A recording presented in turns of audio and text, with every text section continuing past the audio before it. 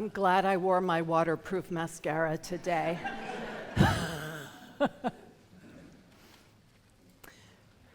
Thank you, Cindy.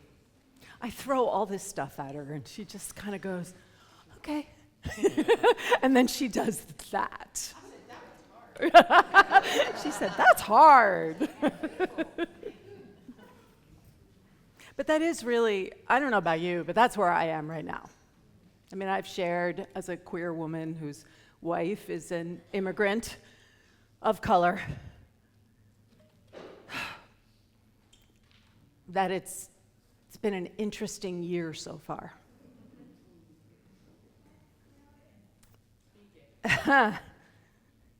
And there's a part of me that's tired. I've been doing this since I was 16. I'm tired. But,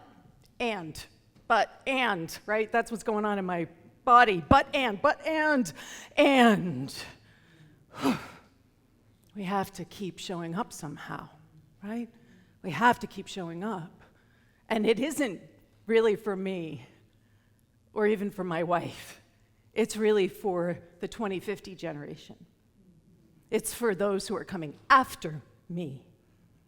That I want to make sure that I leave this planet a better place than when I came in, right?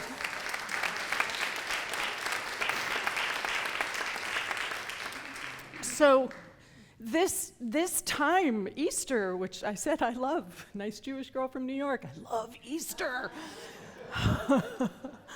Because so much of it is about like breaking free somehow. And what I kept hearing this morning was, who will roll away the stone for us? Who will roll away the stone for us?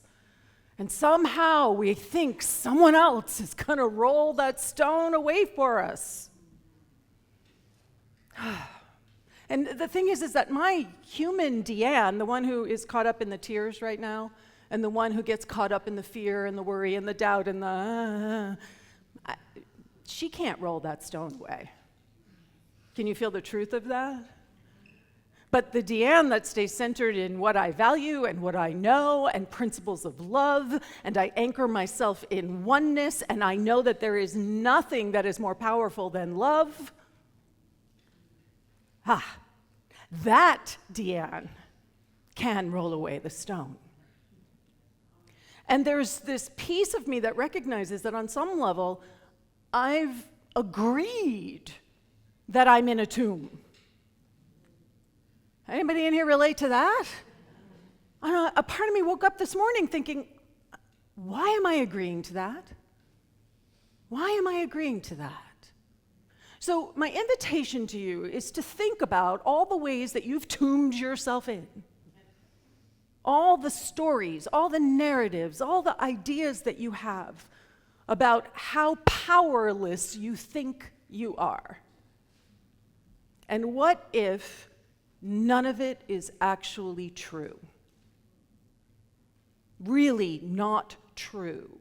That we have within us the capacity, the ability, the divine capacity to anchor love, to be harmony, to be compassion, to be and to model what Jesus, what Buddha, what so many other master teachers have anchored and said to us, follow me, be this. Don't worship me, be this. Greater things than this shall you do. And that's what unity understands, that we're here to become something. And for me, what I've noticed I've been struggling with is how loud and angry the world feels right now. And so I found this quote from Thomas Merton.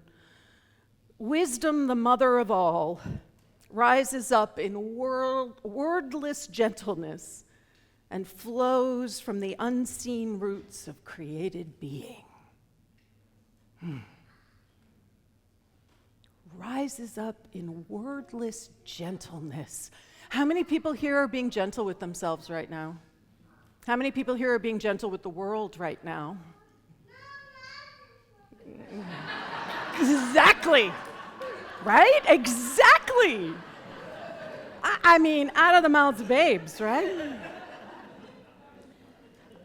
And we cannot solve a problem from the same consciousness that created the problem.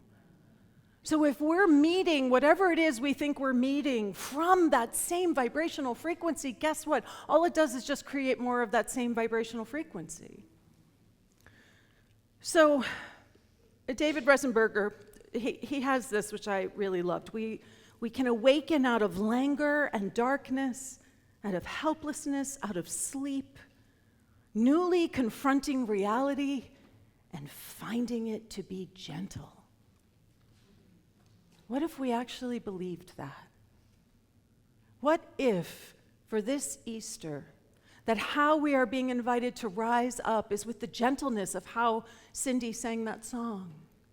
That gentleness of how roots of plants grow down. That it doesn't have to be this hard, painful, loud, abrasive energy. I don't know about you, but I'm ready to let go of that. Right? Finding it gentle. I am the resurrection and the life. They that believe in me, though they were dead, yet shall they live. What do you believe? Do you believe in gentleness? Do you believe in compassion? Do you believe in love? Because that's how we understand the divine, the Christ consciousness. We understand it as something that is available to us. And so on this Easter, my invitation to all of us is, can you allow yourself to slough off the tomb of your anger, the tomb of your frustration, and actually stand in the gentleness of birthing something grounded in love? Because there is no opposition to love. And I've said this too, joy is resistance. How much joy are you allowing into your life right now?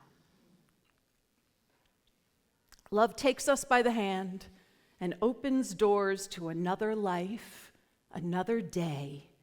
The heavenly lights rejoice in the going forth of each of us to make a new world in the morning. This is who we are. Each day we get to wake up and make a new world. We can build a beautiful city. We really can. I believe that in my bones. I believe that. And I want to invite you to believe that with me. To not get overwhelmed. To not fall into the energetic cycle of divisiveness and opposition and polarity. That there truly is a way that the world can work for everyone. Not just those of us who we think agree with us. A world that works for everyone. So we're going to step into our flower ritual. Does everybody have a flower? Everybody have a little bouquet? Yes? If you don't, just raise your hand and the ushers will come around and give you one. Or two. If you'd like another one, you can have another one. We are an abundant universe. So if you want to do two, you can do two. And just a little traffic flow piece. What we're going to do is we're going to do a little song, we're going to do a little meditation, and then at some point I'm going to invite you to come on up, and I'm going to invite you to place your little bouquet in the wreath. Okay? And both Gabe and I will be here to help, okay, to help you with that. Because what we're doing is creating the visual experience of the tomb, of the barrenness, of the emptiness, and that there is a way for each of us to participate in creating new life. And while my little bouquet might not be all that much, what do you think's going to happen when they all get put together? Woohoo! Yeah, I love that. Woohoo! And you can just set those down for me right in front of or on the step or somewhere. Thank you, Margaret. So traffic-wise, just so we're not banging into each other, if the folks up here can come along this side and here, right? And on this side, you come up this side to here, and then go down the center aisle. Does that make sense to everyone? Okay.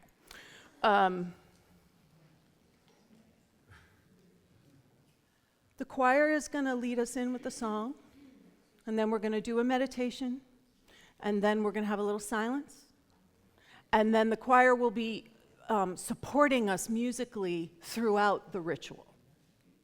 All right, Cindy?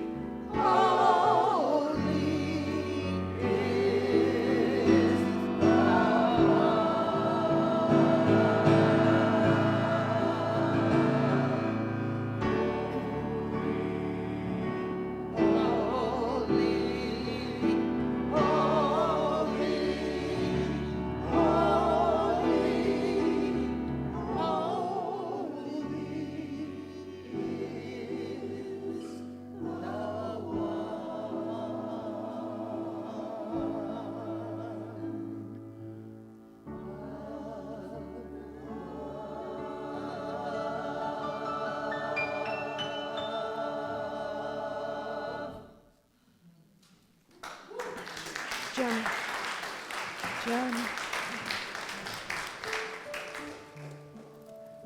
So I invite you in this moment to just look at the bouquet that you have. To just take a look at its uniqueness.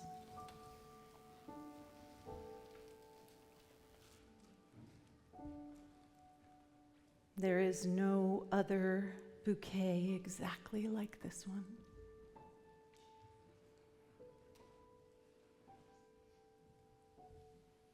And just allowing yourself to sit with what is it within you that, like these flowers, is looking to be made new, to be reborn, to bloom, to blossom? What part of your life are you being asked to grow into in a new way?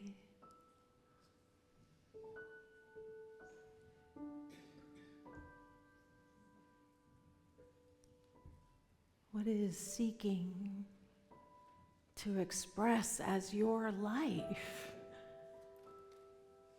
more fully,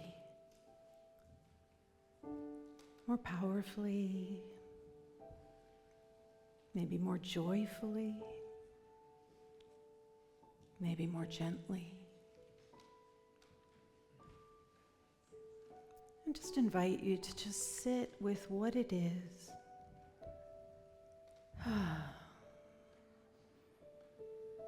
That will enable you to be the divine human that you are, and roll away that stone so that you can bloom the way these flowers are blooming. And we're just going to rest here for a few minutes, listening to that wisdom, the gentle wisdom arising from the creative field that is ours, our birthright, for a few moments, a few minutes in silence.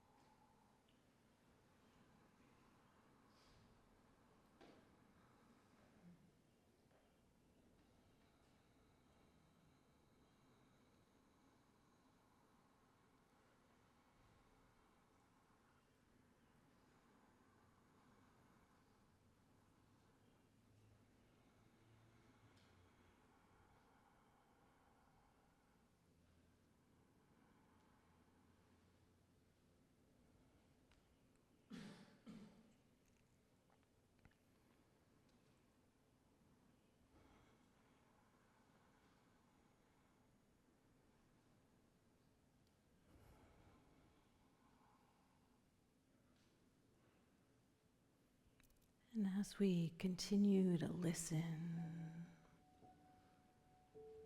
to what it is that is rising up within us, what quality, who are we called to be? I'm going to invite you in your own time to come on up with your flower bouquet and to place it so that our barren wreath will also be made new.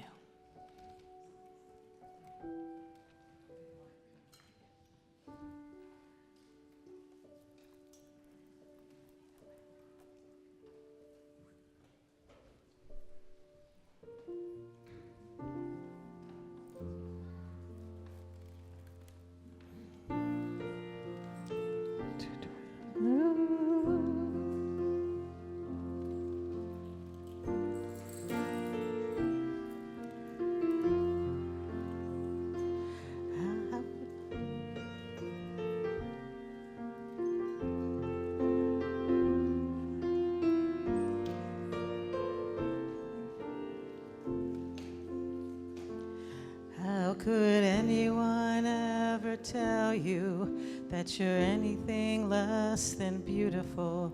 How could anyone ever tell you that you're less than whole?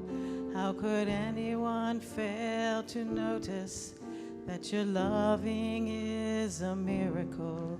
How deeply you're connected to my soul.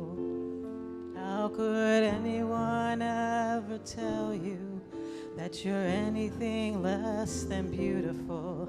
How could anyone ever tell you that you're less than whole? How could anyone fail to notice that your loving is a miracle? How deeply you're connected to my soul.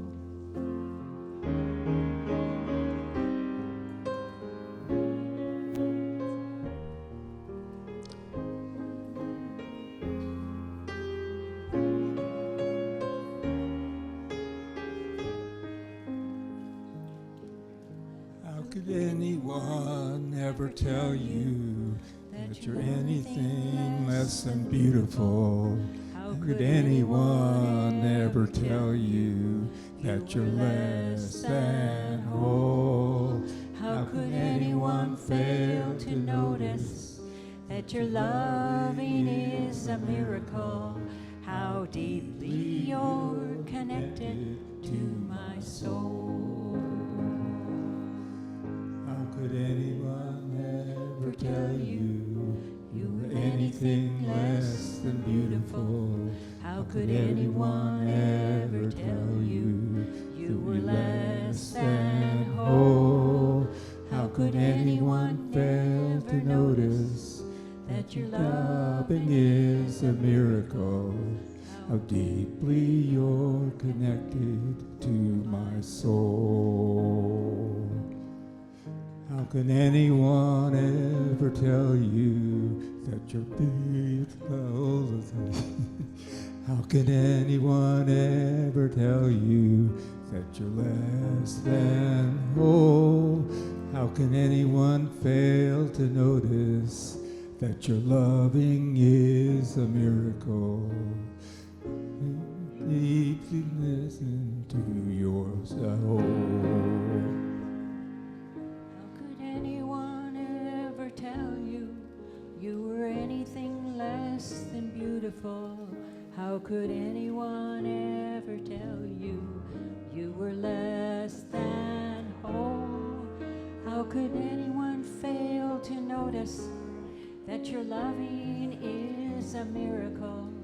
How deeply you're connected to my soul.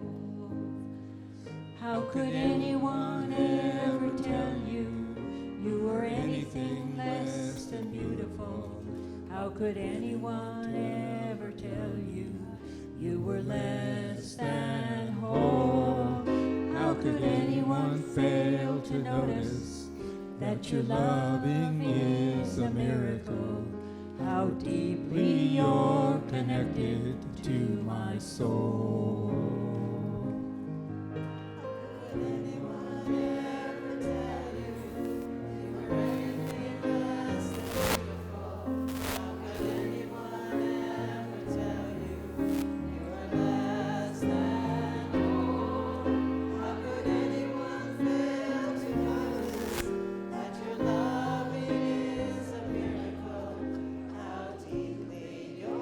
Connected to my soul.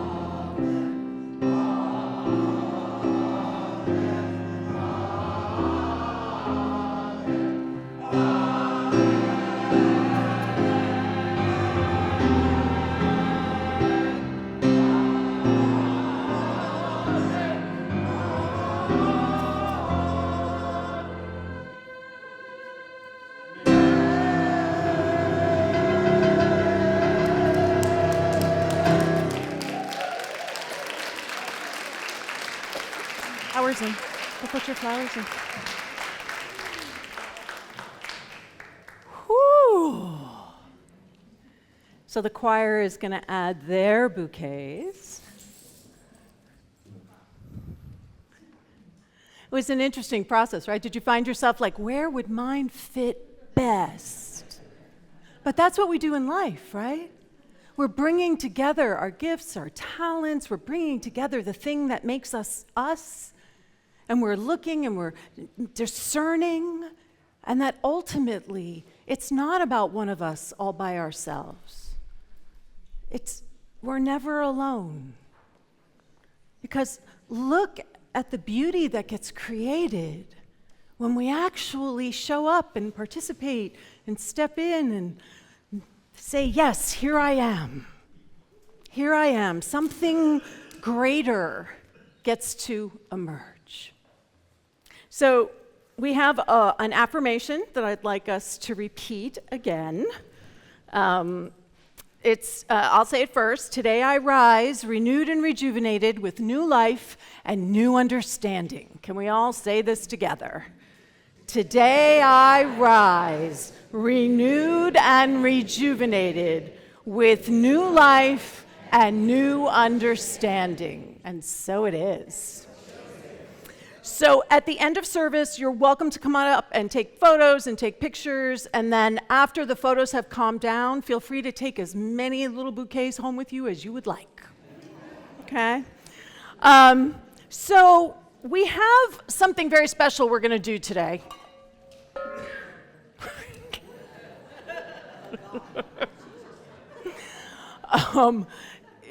Cindy, can you hold this for me?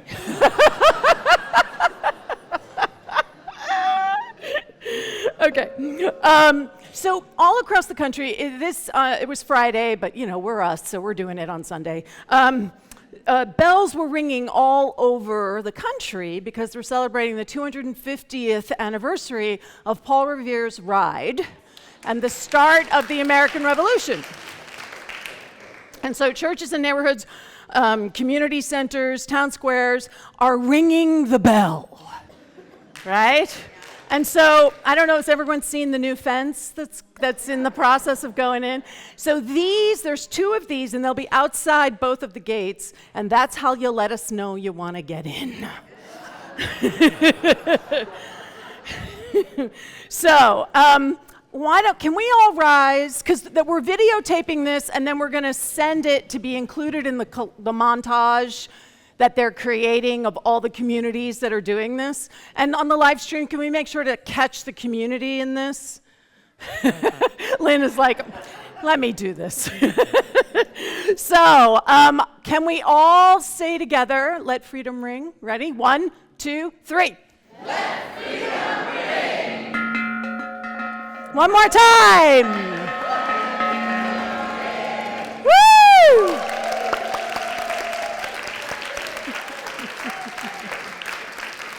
Thank you.